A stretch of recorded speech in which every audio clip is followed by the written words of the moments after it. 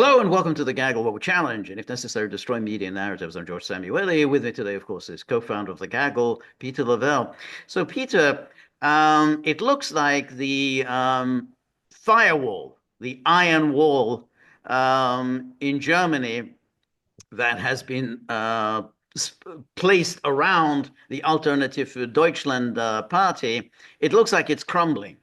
That, it was there, absolutely firm. It would be there in place forever. But it looks like it's crumbling. And just to explain, the firewall means that every respectable party, No, no. whether it's on the center left or the center right, will have nothing whatever to do with the Alternative for Deutschland party. And have nothing to do means not just that we won't form a coalition with them, and we won't cooperate with them, politically, for, approving cabinet positions or whatever, but we will not even sponsor legislation that relies on votes from the AfD. And that's not a very democratic way of approaching things, but that was in Germany. We have to absolutely have nothing to do with the AfD. But it now looks as if this firewall is crumbling. And what's triggered this collapse? Well, two things. First of all, there have been a number of these killings in Germany perpetrated by immigrants. We featured a number of them. Immigrants in particular, but some of whom were in the country legally, but some were legally. Nonetheless, it was immigrants murdering Germans. And And the one, even legally, there were flags being drawn all exactly, over. even legally, there were flags being raised about them. Yeah. So there's one thing. The other thing is that there's an election coming up, really in well, it's almost February, so really it's on February the 23rd. So there's less than a month to go before this election.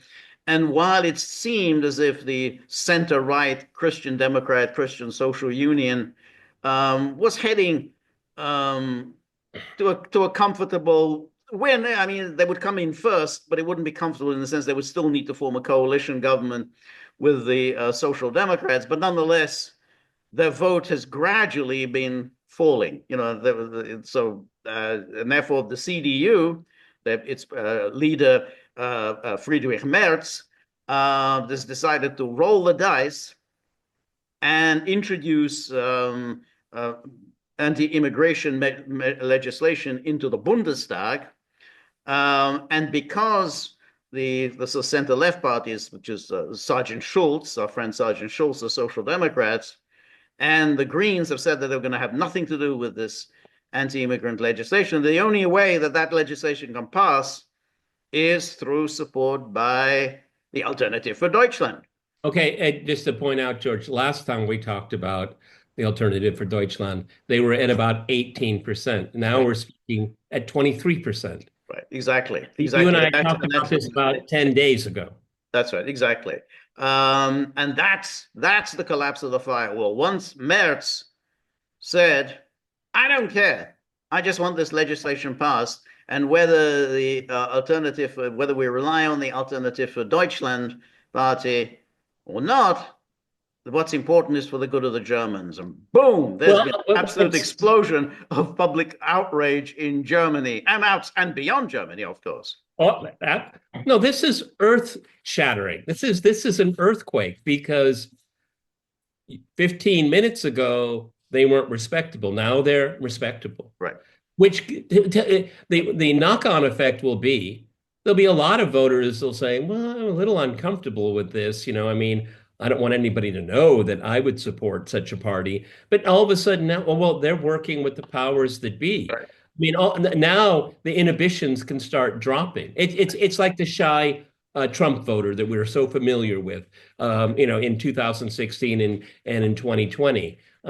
So now the shy AfD voter is out, been outed comfortably. Well, that's exactly right.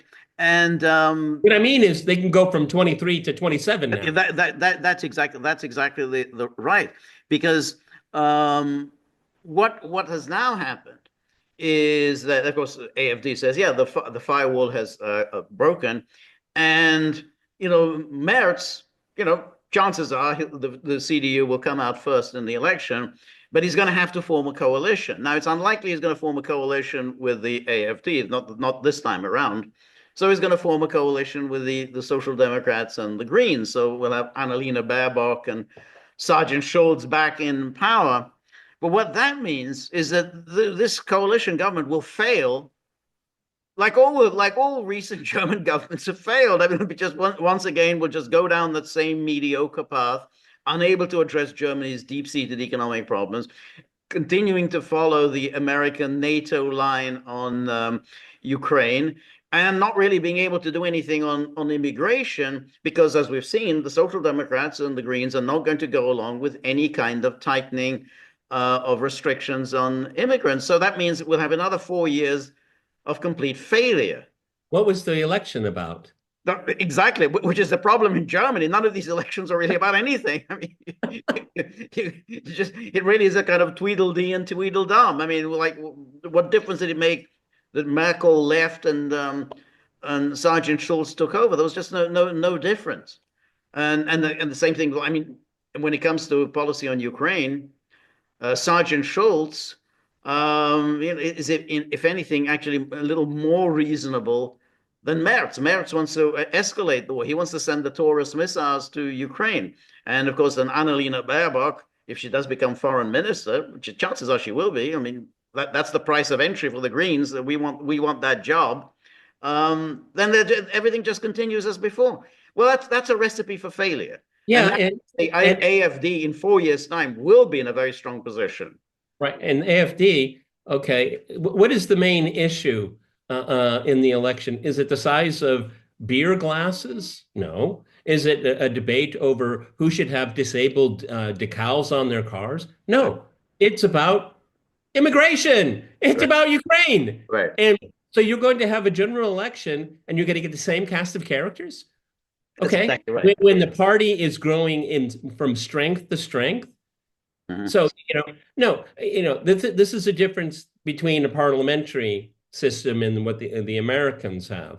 But it makes no sense, and it delegitimizes you if you say, well, these guys have grown in strength, but we're under no pressure to change. No, that's not them. They're accepting the wrong message. They're hearing the wrong. No, they're deaf. They're just deaf. That's right. They are indeed deaf, because they had assumed that all they have to do is to go on having this firewall, and eventually, the vote for the AfD will collapse, because people will just give up and say, well, why should we vote for the Alternative for Deutschland party? Then they have no hope of ever entering office. And therefore, we're wasting our vote. Let's go back to voting for the familiar cast of centrists. So this reversal on Merz's part is actually quite interesting, because only about a week or so, 10 days ago, he said, apropos of the AfD, 1933 is enough. So in other words, like letting AfD in is like letting Hitler in. So that's why 1933 is enough. No, but by not doing it, it's 1933 all over again. That's right. That's exactly it. That if you just keep doing this, then you are actually instituting an undemocratic system, undemocratic, unaccountable system, and it's clear that the German public is very dissatisfied, because it's now time and again they're having these horrific murders. Often very small children are getting murdered. And even Sergeant Schultz said, I'm really getting tired of going to these events by, German children like being murdered by somebody who had come to us for protection. Oh, you're getting tired of this. Well, the German people are getting awfully tired of this. And so you can say that this is becoming even too much for Germany. The message is that liberalism, as practiced by these elites, make us defenseless. Okay, right. You're giving rights and privileges to what you say are the weak and Right. victim, but who's getting murdered? Right. Whose children are dying? Right. And because of your ideological mantra, you have emaciated us. We have no recourse. And as I've said time and again on this podcast, the only thing you have left is the ballot box, and they want to dilute that as well. That's I right. mean, what choice are you giving people? Right. I was talking to a German friend at work a couple of days ago, and immigration, energy costs. And I asked him, I said, I guess it's not cool, maybe illegal in Germany to talk about Nord Stream 2. Does that play into it? And he said, a lot of people say, yeah, this is because of our blind following of Washington and Brussels. We have this disintegrating economy around us, and no one is allowed to speak up about it, why it happened. Right. That's that exactly. And that's this is a politics of anger. I mean, we can't even speak the truth, can't even say something. Right. Right. Exactly. And this is really the issue. And I think Alice Weidel said this during her conversation with Elon Musk, which is, well, we have an economic decline. This is Germany is in terminal economic decline, and we have to do something about it because we have successive governments coming to power in Berlin, and they're not able to address the problem. And of course, a key problem is soaring energy costs. It's not profitable for German industries to continue to have manufacturing plants in Germany. And any German government needs to address this.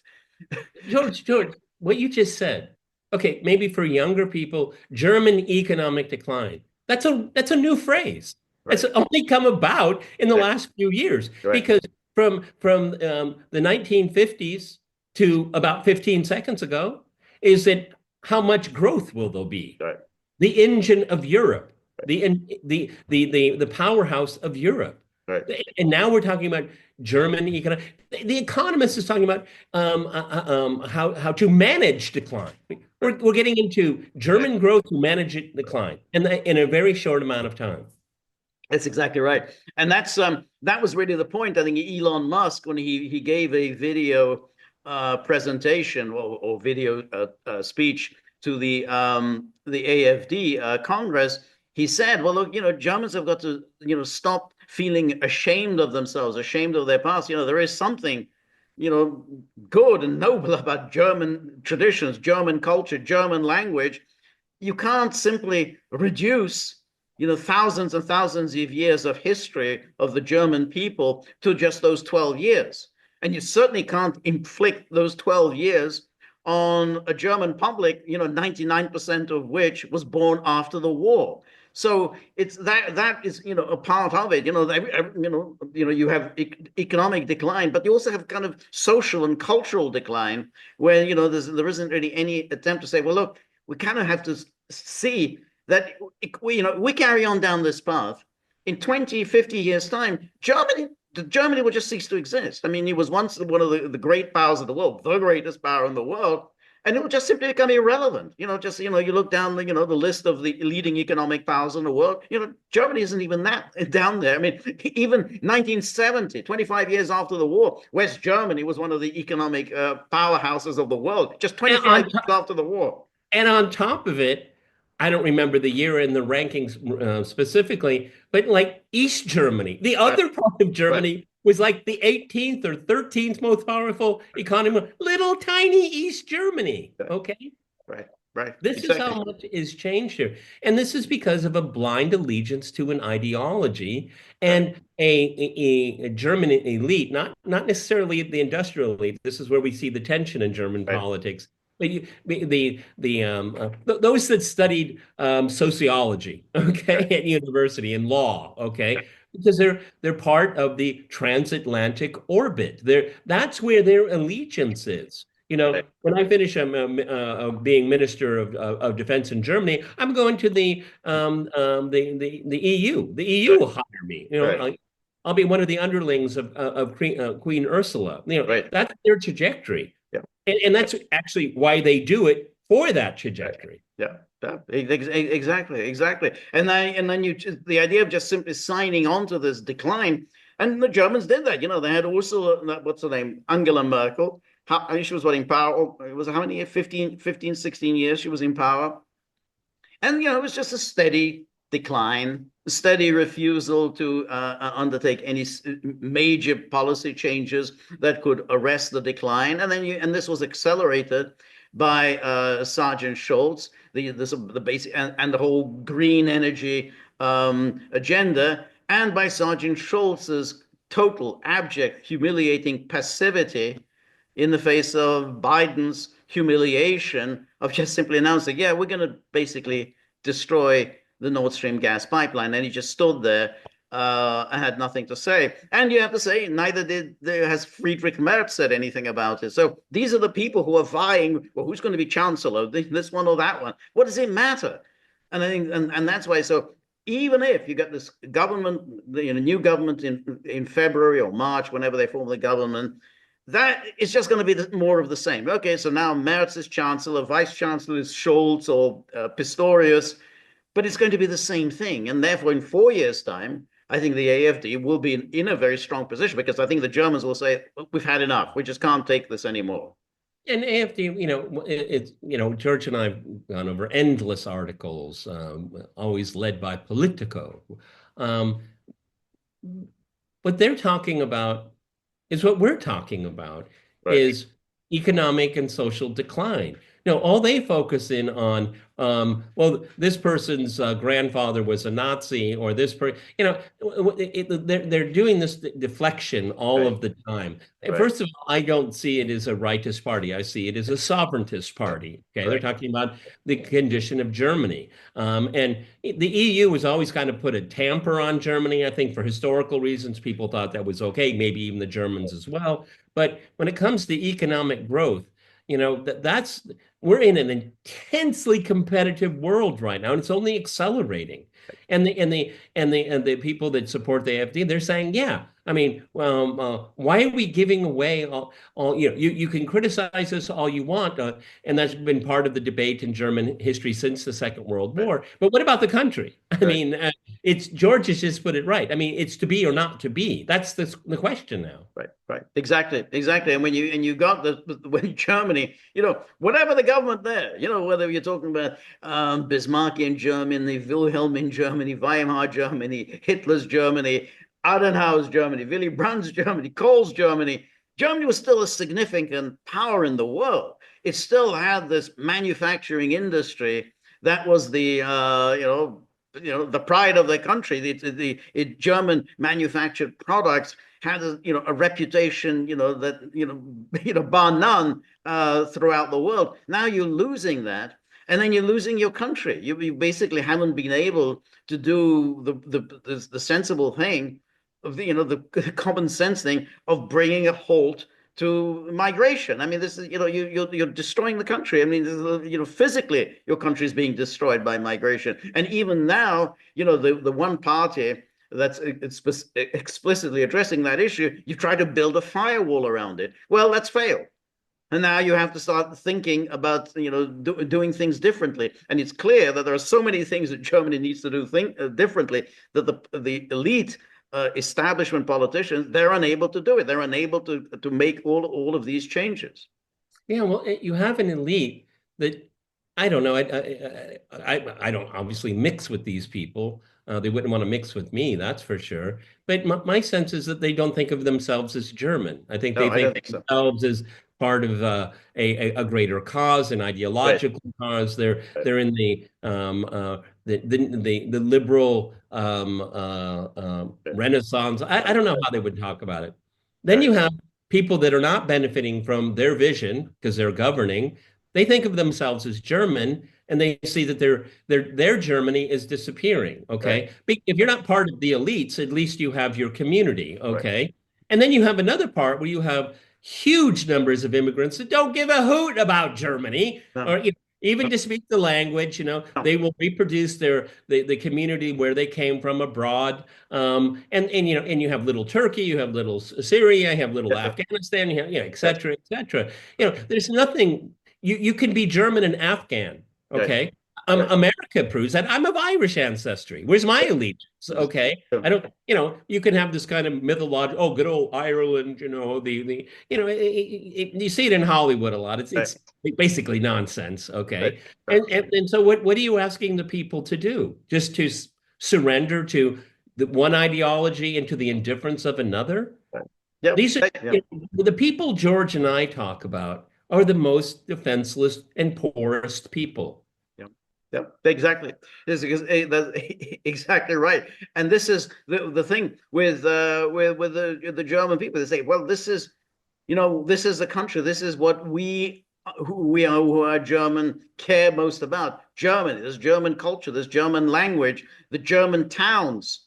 The German traditions. These German Christmas markets. All the German food and everything. All of the things that combined make up what is Germany. Now, of course, you got the elites and of course those who have ill will towards Germany. They just want to reduce Germany down to those 12 years. But obviously, Germans don't think in those terms And, because they would and be scared George and to think George in those terms. and historically speaking, we've touched upon this before. If we take away those 12 years, and they should always be remembered and learned from, but German, the contributions that Germany made in just every single sector of human endeavor was widely admired all over the world. Okay. And this is something the detractors want to always point to one thing. Yes, it was, I mean, countries have very bad experiences. Look at the radical Reconstruction in the United States, where the Ku Klux Klan was just the cover of the Democratic Party. Okay, should the Democratic Party be dissolved? Well, I think it should be shamed, but should it be dissolved? No. Okay. I mean, this is just ahistorical. Unfortunately, so much discourse about politics is out of context, ahistorically presented. You and I do this. We did this yesterday about the Holocaust commemoration. Okay. Happens over and over again. Yeah. All right. I want to do one more That's podcast. right. Exactly. Right. This is The Gaggle with Peter and George. We're on Locals, so please go to thegaggle.locals.com. And George and I, Exactly. Tomorrow, Hey, Thursday, live stream with me solo, 3 p.m. Eastern time. Please join me. Come with comments, criticisms, suggestions, and think about those savage hounds and how angry they are. You can see how they're running around, infuriated about the tip jar. So if you have a few bob in your pocket, behind the sofa, whip them out, dunk them into the tip jar. We're very grateful for all of your help, friendship, and support. The more you're able to donate, the more of these videos we can make, the more we can improve on the technology. And above all, we're going to keep the dogs on an even keel for a little bit. Let's hope so. And remember, if you like the gaggle, please like, share, and subscribe. See you soon. Bye-bye.